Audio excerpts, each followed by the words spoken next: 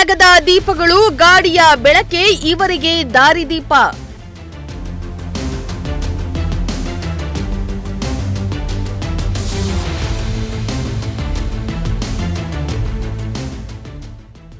ಕತ್ತಲಲ್ಲೇ ಪ್ರಯಾಣಿಕರ ಪಯಣ, ಅಪಘಾತಗಳ ಭೀತಿ.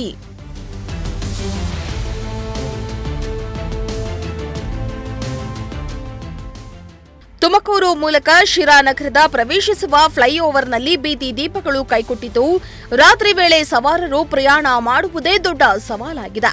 ಬೀದಿ ದೀಪಗಳು ಸರಿಯಾಗಿ ಬೆಳಗದ ಹಿನ್ನೆಲೆ ಪ್ರಯಾಣಿಕರು ಕತ್ತಲೆ ಕೂಪದಲ್ಲಿಯೇ ಪ್ರಯಾಣಿಸುವ ಅನಿವಾರ್ಯತೆ ಇದ್ದು, ಅಪಘಾತಗಳಾಗುವ ಸಾಧ್ಯತೆ ಹೆಚ್ಚಾಗಿದೆ.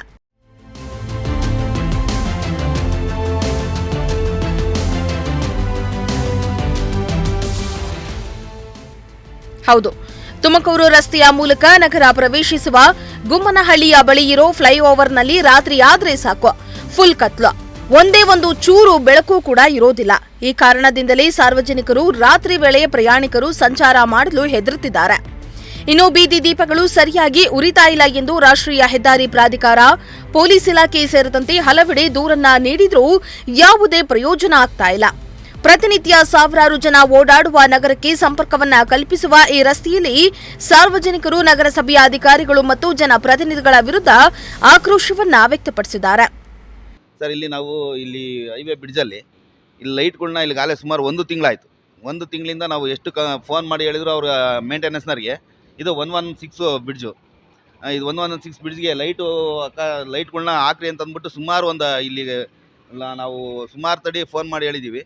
ಆದರೂ ಅವನು ಇದು ಮಾಡ್ತಿಲ್ಲ. ನಾವು ಪೊಲೀಸ್ ಕಂಪ್ಲೇಂಟ್ ಮಾಡಿರಿ ಅಂದರೆ ಪೊಲೀಸ್ ಕಂಪ್ಲೇಂಟ್ ಕೊಡ್ರಿ, ನಮಗೇನು ಅದೇ ಅಗತ್ಯ ಇಲ್ಲ ಅಂತಂದು ಇದು ಮಾಡ್ತಾ ಇದ್ದಾರೆ. ನಾವು ಇಲ್ಲಿ ಕರೆಂಟ್ ಇಲ್ಲ, ನಾವು ಎಷ್ಟು ಸಲ ಇನ್ಫಾರ್ಮೇಷನ್ ಕೊಟ್ಟರು ಅವರು ನಮಗೆ ಸ್ಪಂದಿಸ್ತಾ ಇಲ್ಲ. ಆದ್ದರಿಂದ ಇಲ್ಲಿ ನಾವು ಹೈವೇ ಶಿರಾ ಟೌನ್ ಎಂಟ್ರೆನ್ಸ್ ಇದು. ಇಲ್ಲಿ ಆ ಕಡೆ ಈ ಕಡೆ ಲೈಟಿಂಗ್ ಕಂಬ ಇದ್ದಾವೆ, ಅಲ್ಲೂ ಇಲ್ಲಿ ಇದೆ, ಅಲ್ಲಿ ಒಂದು ಲೈಟು ಒಂದು ವ್ಯವಸ್ಥೆ ಮಾಡಿಕೊಟ್ಟಿಲ್ಲ.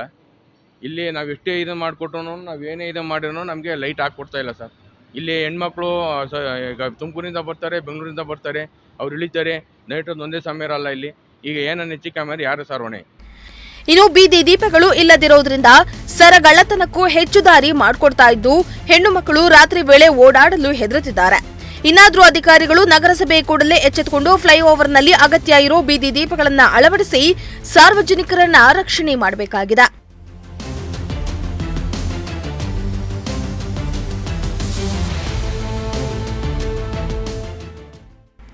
ಶ್ರೀಮಂತ ಪ್ರಜಾಶಕ್ತಿ ಟಿವಿ, ಶಿರಾ.